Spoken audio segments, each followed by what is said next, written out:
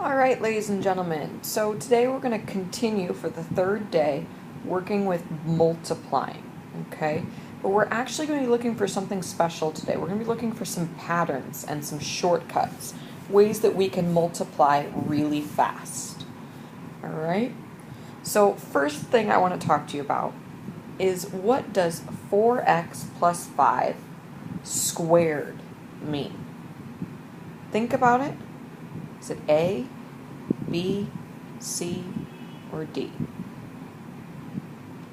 Most of you pretty quickly are probably going to say, well, it's not B and it's not D. So which is it, A or C? Well, I want to remind you that if I were to say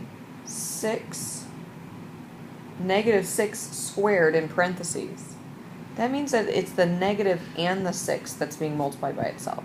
So it means the parentheses times the parentheses. It is not A. A is very commonly misthought of. A would be correct if we were doing multiplication. If this said 4xy squared, this would be perfectly correct. We would simply put the squared with each piece. But because there is addition, it doesn't work that easily. It's 4x plus 5 times itself 4x plus 5. Alright, so moving on from that, what I'd like you to do, using that piece of knowledge, I'd like you to solve the following 6 problems using either the FOIL or the claw method.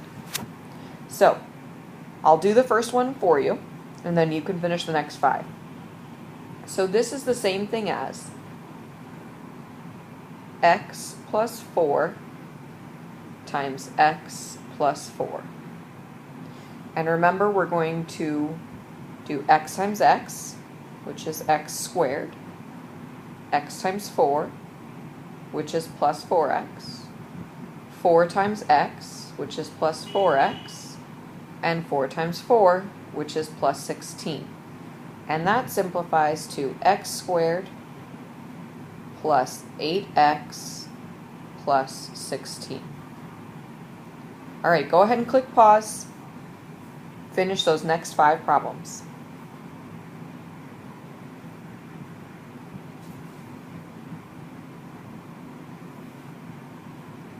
Alright, there's the first 3. And there's the last 3. So you notice the first 3 are all plus and the last 3 are all minus. So we're looking to see now what kind of shortcut, how can we skip that middle line of work? Okay, now the reason this shortcut's really important is because eventually I'm going to give you this problem and ask you to give me this as the answer. So eventually we're going backwards here. You really need to understand these patterns. Okay, so we're looking for a pattern. I bet first off, starting from the original problem and going to the final answer, you probably noticed that the first number is squared and the last number is squared. That's the easy part. First number, squared. Last number, squared. First number, squared. Last number, squared. Now the tough part is how do we get that middle number? Okay, so let me erase all those circles. We get that middle number by taking the first number times the second number times 2. So x times 4 is 4x times 2, because there's 2 of them, is 8x. Try it on the second one. X times 6 times 2. X times 6 is 6x times 2, because there's 2 of them, 12x. Try it on this third one. 7z times 2, 14z, times 2, because there's 2 of them, 28z. So that first method of the pattern is called the square of a sum. We'll come back and look at the other ones in a minute. So what you do is you take the first number and you square it.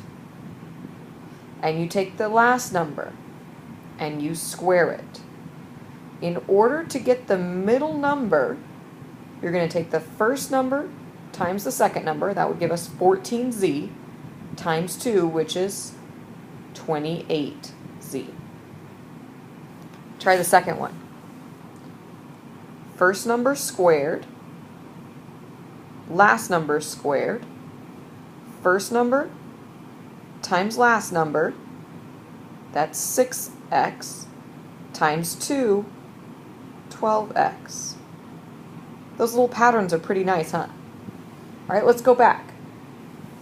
Looking at the next three, I bet you notice that you've got the first number squared, the last number squared, you've got the first number times the second number, which is 12c, again, times 2, because there's 2 of them, 24c. But what's different between the adding ones and the subtracting ones is that the middle term is negative. The last term is positive because it's a negative times a negative, but the middle term is positive. That's what you have to be careful of.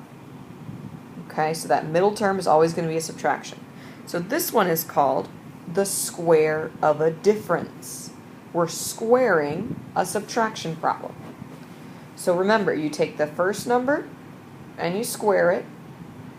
The second number, you square it. And then you go the first number times the second number. That gives me 12c times 2. And since it's got a subtraction sign there, this is going to be a subtraction. So that's 12c times 2, 24c. And that last one's a plus sign. First number squared,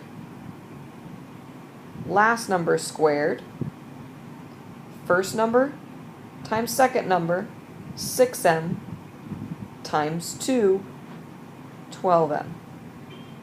I bet you like those little patterns. They're pretty cool, right? So why don't you give them a practice? Just got a couple problems here, and we'll check those tomorrow.